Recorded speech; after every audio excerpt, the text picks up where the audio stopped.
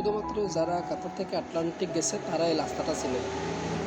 এই রাস্তাটি খুবই সুন্দরতম একটি রাস্তা।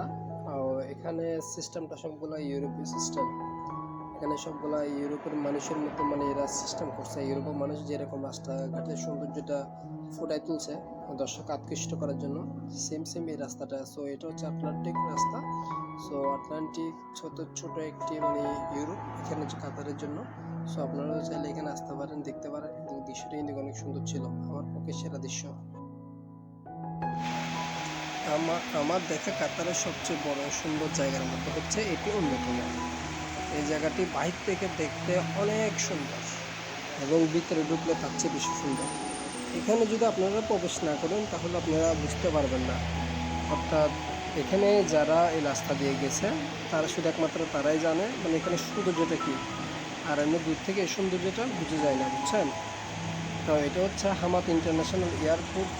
যে এয়ারপোর্টটা ভাই, বিশ্বাস করেন এই কাতারের মধ্যে এত সুন্দর সুন্দর জায়গার মধ্যে যদি ভ্রমণ না করে থাকেন আপনি, তাহলে কাতারের সৌন্দর্যটা আপনি উপভোগ করতে পারবেন না, বুঝছেন?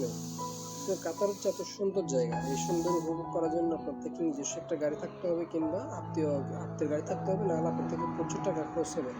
কারণ কাতার একটু গাড়ি ভাড়াটা বেশি। কাতার এখান থেকে 10 রিয়াল 15